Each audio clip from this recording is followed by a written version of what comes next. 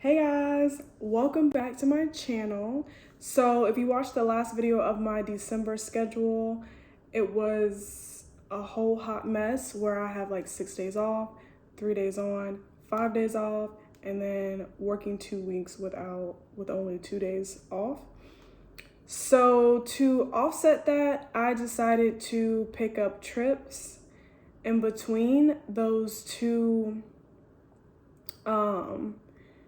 time periods where I have more than 3 days off. And I did that because it's not even an issue of being at home every day. I like being at home, but the thing is, when you're off more than 3 days, for me, when I'm off more than 3 days, I don't want to go back to work. So having 6 days sitting at home makes going to work very hard. And because the environment of going to work is sitting on a plane, potentially up to 8 hours in a day, I need to be in the swing of things so that when I go to work, it doesn't feel like the longest day in life, or I don't feel like super drained and depressed because I've been at home enjoying and living my best life every day. So I have to pick up trips. Now, when it comes to picking up trips, I have requirements. I don't just pick up anything, okay? First things first, there has to be money on it, $50 and up. Like, I'm not leaving the house unless it's $50 or up. And it has to be at least, not even at least, like, it can only be one turn. So going somewhere and coming back, basically 2 legs. I'm not doing 3, 4, 5.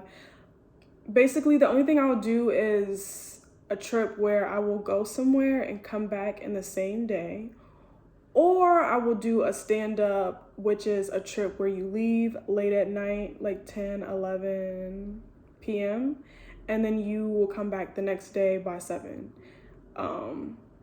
or even 6 a.m. So I will do those type of trips, $50 or more.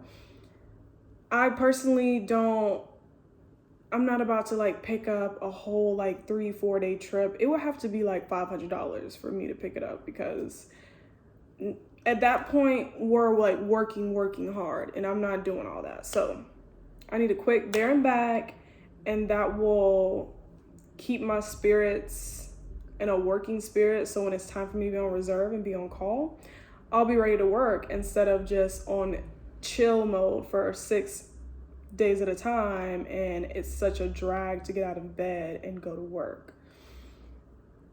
Speaking of going to work, I am on call today. They haven't called me, which is great. Hopefully they don't call while I'm making this content for you guys. It would be nice just to chill and relax because I did pick up some trips. So I technically only had 2 days off this week instead of 6, which is good for me because I don't want to be chilling in the house all day. First things first, let's discuss reasons why people typically drop their trips. So just to name like about 5 reasons. The first one is that they don't want to work. Like, simple. People do not want to work, so they're giving up their trips. Second reason is because of commuting. A lot of flight attendants are commuters, and during this time, especially during holiday season, it can be very difficult to get to your destination, not your destination, but to get to your base that you're supposed to work at, especially if you live in a like poppin' area. I don't think it would be hard to go back and forth from Idaho. However, it may be hard to get back and forth from Atlanta to Dallas versus Idaho Falls to Dallas. So commuting can get very hectic. I'm so thankful that I'm not commuting right now because after, what was that, Memorial Day, when I almost had to like call out because I almost didn't make it. I can't even imagine what the holidays are like for people in this moment. So commuting can be very difficult. Not only do you have to worry about holidays, but you have to worry about sporting events, business events, The weather, okay? The weather is a very big deal. So it's just so many things that as a commuter you have to look out for, that it's just best to be in your base to work the night before. Like, honestly, I would just be there the night before just to play it safe. However, that is a reason why people tend to give their shifts because of commuting. Third reason why people give up their shifts is because they do not like a crew member that is on the trip. So after you are no longer on probation for a year, there are like certain options you get online on PBS where you can like bid for certain trips. You have more options to bid basically. So you can bid for stand-ups, you can bid for like weekends off, you can bid for X, Y, and Z. There is an option to bid not to work with people. So personally, in my year, almost year of working, there's no one that I'm like, I don't want to work with you again. However, apparently there are people in the industry to where this is even an option where you can bid not to work with someone. To put things in perspective, let's say you bid not to work with Bob, like ever. You never want to work with Bob. And this can be a flight attendant, a pilot, or a first officer. So you have all those options. If you bid to never work with Bob, that's just your bid. That's just your essential request not to work with Bob. That doesn't mean that you won't ever have to work with Bob, because there may be a list of other people who also say they don't want to work with Bob and they have a higher seniority, so they're going to get what they want over you. Which is why, in number 3, some people are like, I will give up my shift before I work with, in this instance, Bob. One time I got called for a trip and the pilot was like, oh my God, like, I didn't know you were working this trip. The flight attendants kept changing like every time I would refresh the page, so I didn't know who was gonna work it. But I guess people just always like request not to bid with me. And he was saying it as a joke. And then like this other flight attendant that I was working with, she was like, she bid not to work with him and got stuck with this trip. And come to find out, a lot of people actually really do bid not to work with this guy. So I was like, wow, this is awkward. Like, to know that people don't want to work with you is awkward, but that's the reality. I mean, I didn't have any issue with this person, but it is a real thing, and people will give up trips just to not work with you. In terms of not bidding with someone, it can be for various reasons. Whether you guys don't get along, the person is confrontational. I've even heard stories about someone being racist. I haven't experienced that, so like I said, no one that I've worked with has been at a point where I'm like, oh, I'm gonna bid not to work with you. I'm just not someone who gets triggered, nor do I care. Like, it's work. There shouldn't even be that much back and forth to where now I don't want to work with you anymore. That's what I think personally. The scenario would have to take a lot for me to be like, I don't want to work with you again. However, there are some instances like that for other people. So they're choosing not to bid with that person. The 4th reason why people give up trips is because sometimes in between 2 or 3 legs, there will be a 3-hour sit, a 4-hour sit. And sometimes it's not even, it will be a 2-hour sit, but you can be proactive and look at the weather and see that it's raining all day. And you know it's gonna be longer than 2 hours. So you go ahead and post the trip and say, I wanna give this up because I don't wanna sit in the airport. I wanna go home and I don't wanna sit. And the thing about having a long sit, and for those of you who are not flight attendants, a sit is basically where you sit in the airport and wait for your next flight. With a sit, you do not get paid for it. So you're sitting in the airport getting tired for free. Or you can take a nap in the crew lounge, but I don't go to sleep in the crew lounge because I've heard and seen pictures of bugs in there, and that's all I need to see. So I don't go to sleep in the crew lounge, but if that's something you want to do, definitely do that. Basically, people do not want to sit around for a long sit, especially not for free. Like, who wants to do that? So they post their trip. And the fifth reason why people typically give their trips away is because they had prior engagements that they cannot get off work for, and they don't have any more personal emergencies or doctor's notes to use. So they're stuck with paying someone to either take the trip or willingly take the trip. And I don't pick up trips for free. You have to put money. So those are some of the reasons why people give up trips. So you just never know. I wouldn't just up and assume the worst, that, oh, someone's giving up this trip because they don't like all the people that they work with on that trip. That shouldn't deter you from wanting to pick up the trip. You just never know, because it could be any 5 of these reasons. So that's why I'm letting you guys know. Be open to taking trips. Look at where the destination is going to and from, because it might be somewhere that you like, and that would be potentially taking a trip and getting paid for it and exploring somewhere new.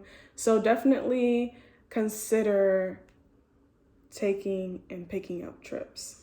So now we can get into the trips that I actually did take and what happened. So the first trip that I ever picked up, I believe I did mention that to you guys, $50, of course.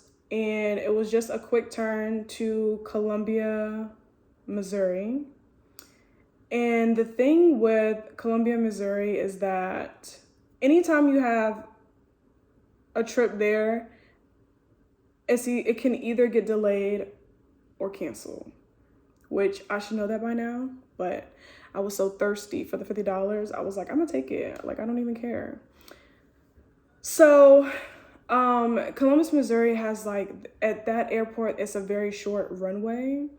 So basically the weather has to be perfect, no wind, no rain, clear skies, so the pilot can see the runway. There's not really any room for error. Everything has to be pretty much perfect to land in Columbia, which is why there's always something going on in Columbia. Like, if you're a flight attendant, you already know what's up. Columbia, it's always something. Anyway, so I picked up that trip, and of course we were delayed because of the weather. It was raining in Dallas. I think it was raining in Dallas, and then it was raining in Columbia as well. Whatever the case may be, we were delayed 2 hours, and then they finally canceled the flight. So boom. First trip I ever picked up, canceled the flight, but I did get $50. So I was like, okay, picking up trips ain't that bad. Now, you don't get paid for sitting on the airplane waiting. The airplane has to take off. So that time spent for 2 hours on top of getting ready to go to work, so that was 3 hours, were unpaid. And time is money, so that's how I'm looking at it, but at least I got the $50, which is why I encourage you guys to pick up trips with money on it, because in case something like that happens, you didn't just waste your whole time. Imagine if I didn't get $50, then I literally just went to work to sit there for 2 hours for free. So that's why I feel like it's important to at least get a little bit of money out of it. Second trip I took, this was to go to Aspen and back, a quick turn, which was, well, I wouldn't say it was that quick, because I think it's like 2 hours to go to Aspen. However, when I got there to the airport, the first officer was there, the other flight attendant was there, and the first officer told us that the captain forgot his ID. So he was going back home to go get it, and the first officer had to call crew support and let them know that we were waiting on the captain to go get his ID. Now, boarding was supposed to start in 10 minutes. The captain apparently said that he didn't live that far away. So I was thinking maybe we'll get pushed back 30 minutes at max if you don't live far, maybe 30, 45 minutes. Because far is relative, you know? Our living close is relative. So in the midst of the first officer calling crew support to let them know what was going on, crew support had him on hold for 45 minutes. So that alone already delayed us 45 minutes because we have to let them know. So crew support finally answers the phone. First officer let him know that the captain left his ID, and then crew support was like, okay, we're gonna be difficult and just pull him off the trip, add a whole new captain. And we had to wait for that captain to arrive. So that turned into a 2.5-hour delay. Yeah, so as you can see, 2 trips in and it's always something. This time wasn't the weather, it was actually the captain, but you know, whatever, things happen. So that was a quick turn there and back. The third trip that I picked up was also $50 because your girl is not leaving the house unless $50 or more. So it's $50. And this one was like a quick trip to San Angelo, Texas, which was like a 38-minute flight, no service. So that was a great trip. There and back. We left on time. Everything was fine with that trip, so that was good. So my last trip that I picked up was a stand-up, $50. Stand-up is where you leave at night, so around like, I think the report time was 9:50. So being that, in my mind, I'm thinking, okay, cool, it's gonna be a quick trip, no rush. I'm like chilling, taking my time. On my way to work, traffic was so bad. Traffic was horrible. I was like, is the president here? Because these cars were not moving. I look online because I'm like, what's going on? Look online, and it was a Cowboys game, okay? The whole world just stops. Not the whole world. All of Dallas does not know how to act when there is a Cowboys game, okay? And they don't know how to drive either because I was sitting in traffic for the longest. Thankfully, by the grace of God, I got to work in time, but I mean, like, I got there maybe 2 minutes before the report time. And normally I'm always there about 15 minutes, 20 minutes. Like, I just like to have a grace period. I'm not one of those type of people who like to like run around with time and like, oh my God, chase time. I don't like that. I don't like feeling rushed. But in that instance, with that Cowboys game, look, I was like, I do not want to have to call out on a trip that I picked up, okay? That's something that I would not want to do because I picked up the trip. It wasn't crew support calling me. But I made it. So that's what matters. I made it, right? I get there and I'm walking to the gate and there's like a group of passengers, like all like standing up. They're annoyed and they're like, oh my God, I can't believe this. I can't believe this. Like, what are we gonna do now? And I'm just like, okay, like, I wonder like what's wrong with them. Like, I think they missed their flight or whatever. And I'm walking to the gate y'all, why is the trip that I'm supposed to take canceled? And I'm like, what? And all those passengers who were like standing up and upset, those were the passengers that I was supposed to be taking care of. So I go and I'm like, oh, what happened? And they're telling me, the gate agent was telling me that the pilot called out. The pilot called out. And I guess there weren't any more pilots to call in reserve. I don't know what was going on, but basically the pilot called out. So now we don't have a pilot and we cannot go anywhere. And I was like, okay, cool. Like, I wasn't tripping because it's not like I was working. I wasn't trying to get to point A to point B. I'm already at point A, which is home. So I was just like, okay, I'm cool. However, I wish there was like a group me, a system, you know, a little something where the people who are working the trip, we can communicate with each other and let each other know that one of us is going to call out. Because I'm like, all that rushing and all that praying I was doing in the car, I'm wasting prayers, and he called out. Like, I could have been at home. I didn't have to rush. So that was my whole thing. Like, let me know. Let me know you're going to call out, so I don't have to rush. So I don't have to go. The thing with this job is, you know when you're going to call out. Like, you know. 90% of the time, you know when you're going to call out.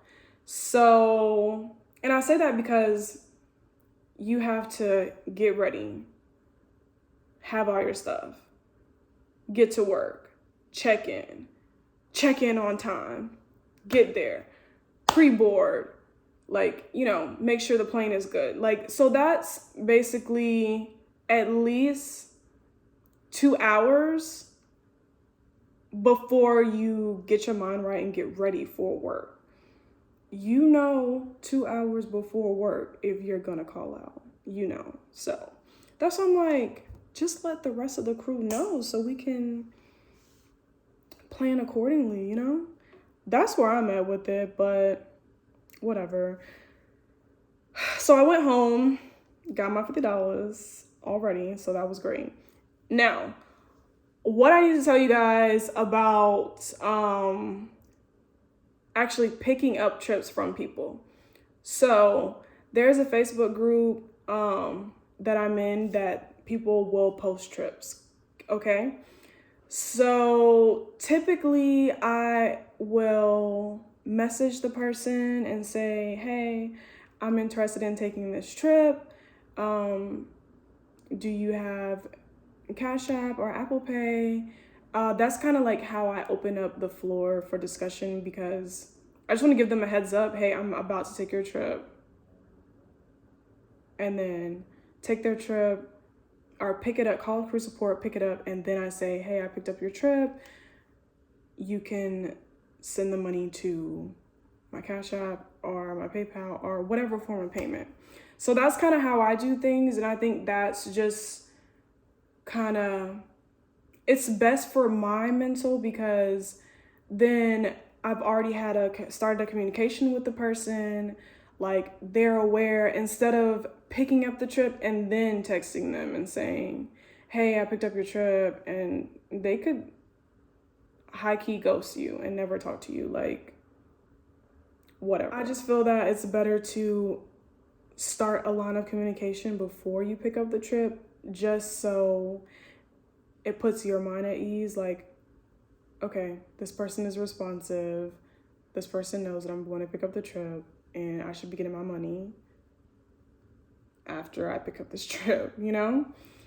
Now, so the first encounter, I picked up the trip, like, she sent me the money immediately. The second person, I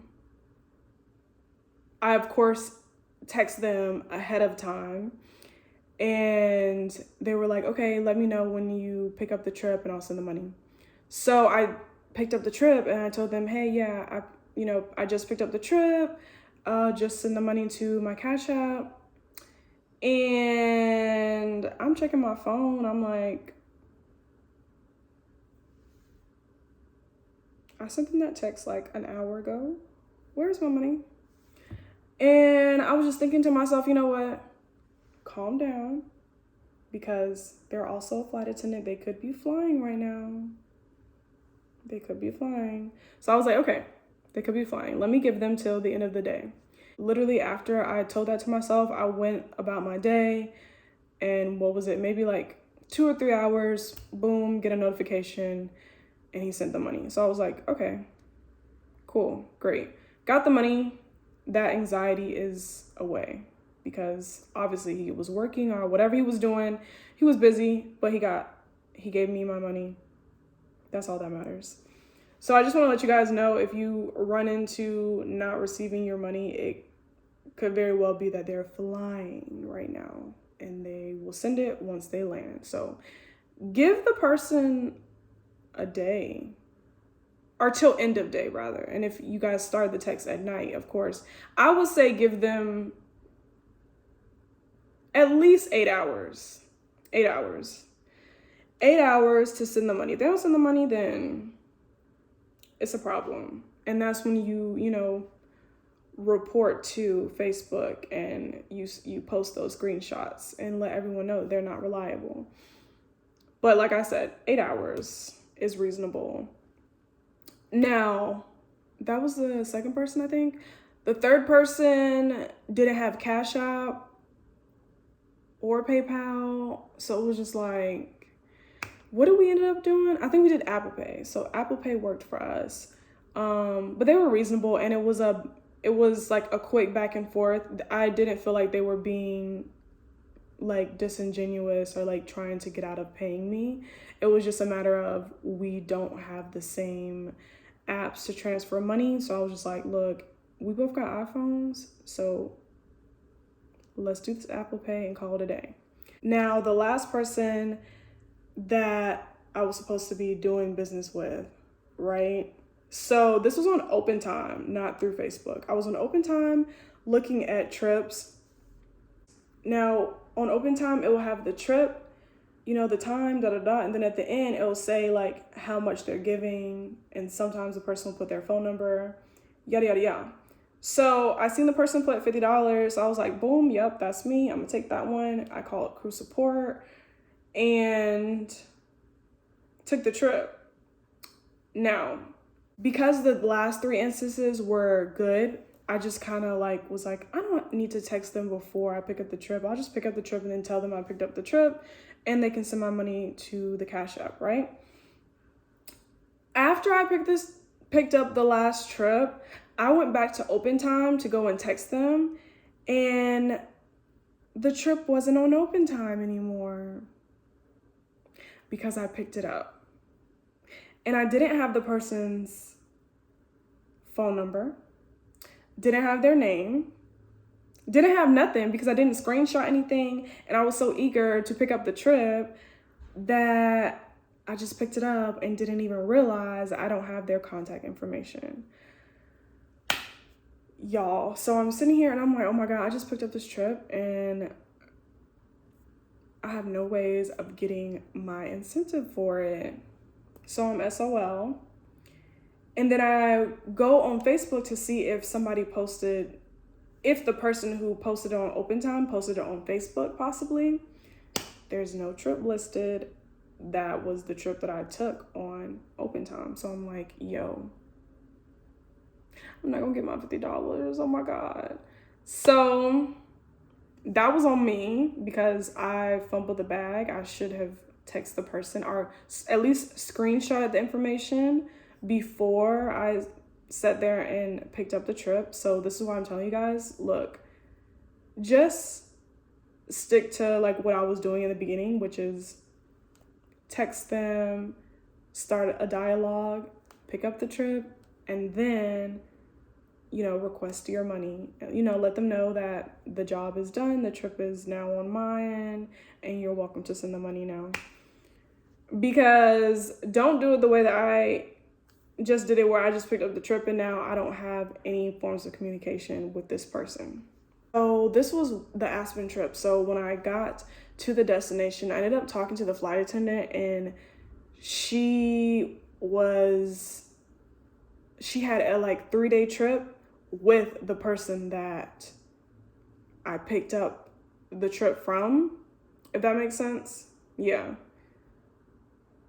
I think that made sense. I can't re-explain that again. Anyways, she knew the person who owed me the $50 and had their information. So by the grace of God, I was able to contact them through her because she gave me the information, and I was like, hey, I'm the one who picked up your trip. You know,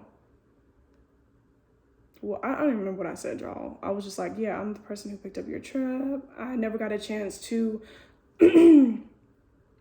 reach out to you because your number disappeared on open time, but I take Cash App. Like, I said something like that, like, you know, you're welcome to send me the money on Cash App, da da da da, you know.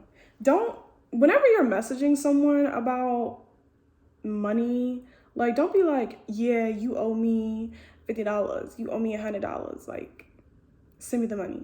Like, no, talk to people the way you would want to be talked to and texted to, because people don't know your tone. So don't be talking like, pay up. No. You're welcome to send the money to my Cash App, PayPal, Apple Pay, Zelle, you know, at your earliest convenience today. Like something like that, you know? So I ended up reaching out to the person and they sent me the money like under a minute. I was like, okay, thank you. So that was great.